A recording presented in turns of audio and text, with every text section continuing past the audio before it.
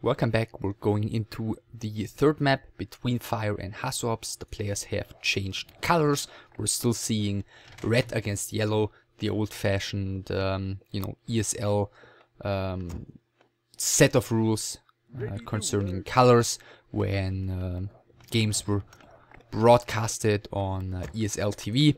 But this time Fire is the one playing in red. He's spawning on the left hand side, starting with Altar and Barracks early on. And his opponent on the right hand side is once again HasuObs, this time in yellow. And he's going for Altar, Ziggurat and the Crypt. You know, he's started with that build order previously, and since it's been successful, I would be pretty surprised if he'd go for anything else but the shop next, and then eventually the second Ziggurat with ghouls early on. Fire, on the other hand, went quite off meta on Secret Valley previously, so I would be quite surprised if he went for the same strategy again. I mean, this being Echo Isles, after all, is like one of the best maps for fast expansion for humans against undead. I mean, other maps like Lost Temple, of course, as well, but of the ones that are still played competitively.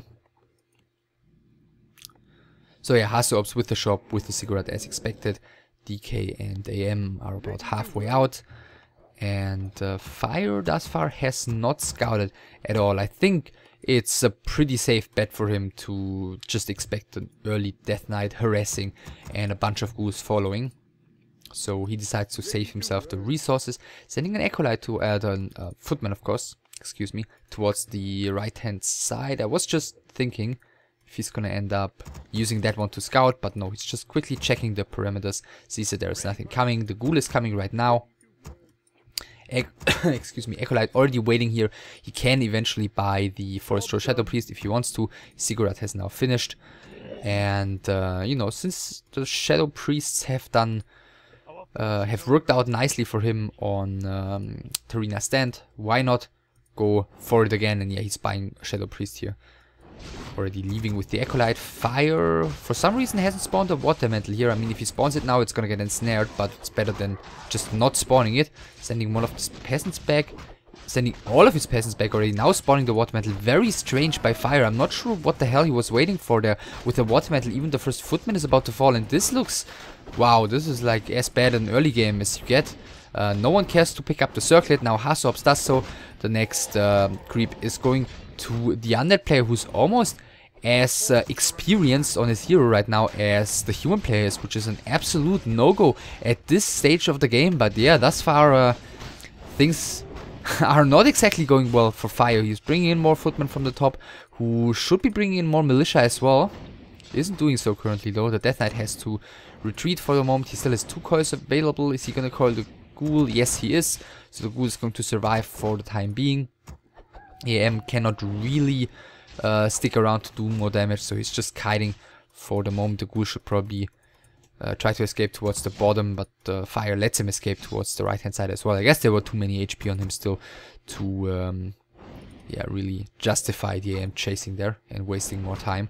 So more militia coming in for Fire, who I'm not really sure what he has been doing thus far in this game, picking up the last Forest Troll Trapper though, and he's sending his militia back. So is he actually going to end up attacking here?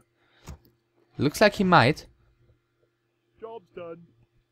Well, or given that he lost so much already and the footmen are coming in and there is a Shadow Priest, it looks like he currently probably have a pretty difficult time to even defend an expansion without just losing all of the peasants, because with a level 1 AM who's got mana for 1 Water Mantle and like what, 3 footmen, 4 footmen, he doesn't really have all too much damage output to stop, but DK and like 6 ghouls and the Shadow Priest and skeletons from just you know, chopping down the peasants there that would be building an expansion or towers one by one. So this is already going extremely well for HasuObs. Let's check his tech. It's halfway done. Graveyard is coming once again on point. So HasuObs, yeah, it's looking very strong thus far in this best of 5. Fire continues creeping, pulling another bunch of militia.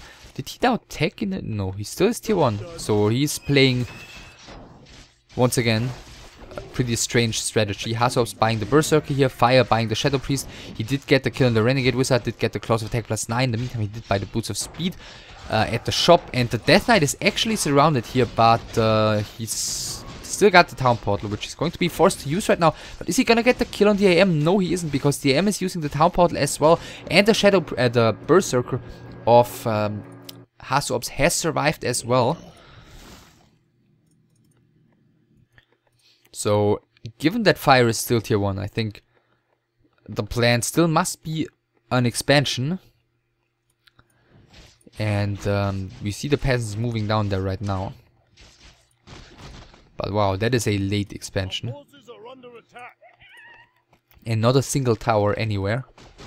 While tier 2 is about to finish here for HasuObs. As he's creeping this DK closer and closer to level 3.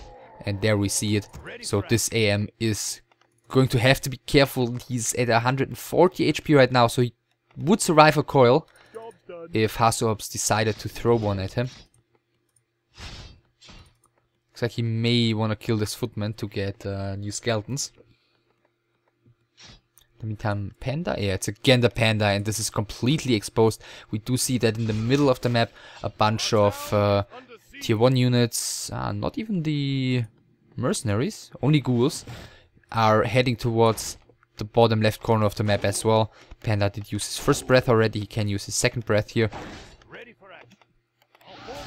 And does so, and these peasants are all doomed. In the meantime, the skeletons did find the AM, but he has healed up quite a bit already again. And as you can see, there are very few units for Fire, so he cannot really do all too much against these ghouls, just harassing his expansion coil on the AM. There are 2 more coils, so this AM is actually in huge trouble. 1 more coil would at the moment already be enough to kill him. So we're gonna have to keep a close eye on the minimap if there ever is an AM moving towards the bottom. Panda in the meantime retreating, but the ghouls are able to take down the Town Hall of Fire. And once again the AM is being coiled here, healing has been cancelled, and once again the next coil would be lethal for this AM. The DK is staying close. Panda's falling back, tier 3 is coming, Slaughterhouse is coming. And Fire, yeah, is going to set that expansion up another time, I guess. DK moving towards the bottom here. Did he just, I think he just saw the AM down here with the Acolyte, so he should have an idea of where he is, but until he finds him, he's gonna be above 140 HP, so he's going to be surviving for the time being. DK is also slowly running low on mana. So 2 more cigarettes coming, double Slaughterhouse this time, so pretty likely that we're gonna see a big push with destroyers in this game. I mean, I've said that previously, but this is once again, this is one of those games where it just seems like a perfect option to play a strategy like that. Fire's tech is so late, he is going to have to tower up so heavily if he wants to just stand a chance of deflecting a destroyer push. And currently he doesn't have a single tower in his main base. First statues are being built right now. Second one should be built soon. Yeah, now as well, as he just... okay, he made a little macro mistake there. That's why the 2 cigarettes were coming. And he just used both the slaughterhouses in the same group and queued more statues. But they were only queued here, as there was nothing in production, and therefore he wasn't able to produce anything there because he was still supply stuck. Anyhow, he continues harassing here. Fire is building a whole lot of towers because he knows that destroyers are going to be on the battlefield soon. In the meantime, yeah, just a bunch of peasants are being killed here by the undead player. I think 3 have already fallen, a 4th one as well. This one could be falling next if HasuObs pays attention, which he doesn't for the time being, but still dealing more and more damage. 2 more skeletons are there as well to continue the harassment. HasuObs still hasn't noticed his flawed macro.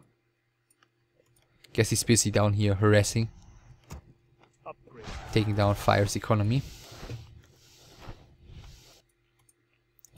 Panda in the meantime is being chased by this AM with boots of speed. In the main base there are also more and more towers coming. This is Fire's only chance to stay alive in this match even. Not, you know, I wouldn't even dare saying coming back into the game, but just surviving. Needs to delay his tech here by a lot and just invest into towers because he's got no other means of getting nearly enough anti-air on the field to deal with the destroyer push, and the destroyer upgrade is going to come soon once the statue is finished. So the AM continues being annoying here, but the DK with the aura is just fine. 4 statues out already.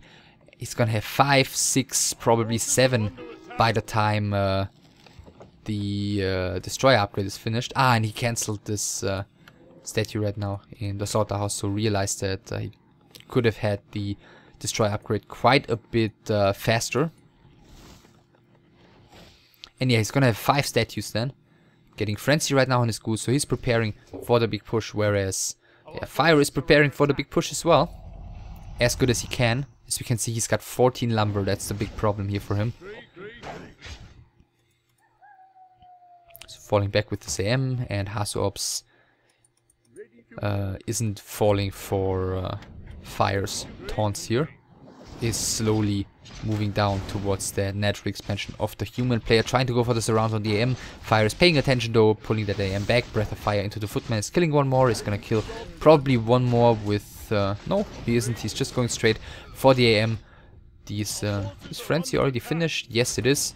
So we can clearly see that one right now with the goose. Is he getting this around? Yes, he is. Fire trying to squeeze out, and he's going to lose the AM before the push even begins. So yeah, that's going to be difficult to say the least. First destroyer is being morphed, second one as well.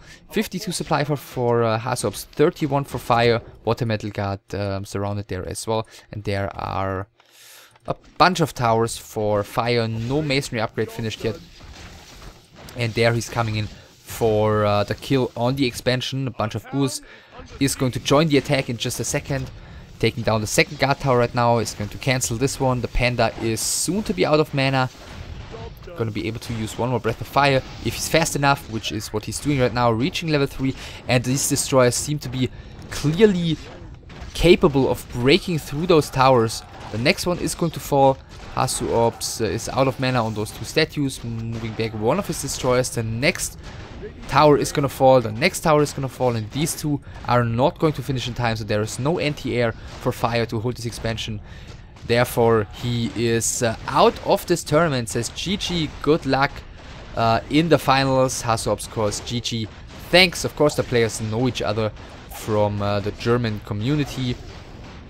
And HasuObs is going to have to prove in the finals that he is worthy, and therefore we have our 5th competitor joining the winners of the group stage, and that is HasuObs taking down Fire with the 3-0 here on 2 maps that weren't exactly close, and Secret Valley, which was quite the interesting game. But in this one on Echo Isles, I don't really know what happened to Fire in the beginning there, not spawning a water metal, losing one of his militia to creeps immediately, and just giving HasuObs so much targets, making things so easy for HasuObs to harass and deal a lot of damage, and you know, having such a late expansion as a result of that was just too much, and the game already seemed over after like 5, 6, 7 minutes into it.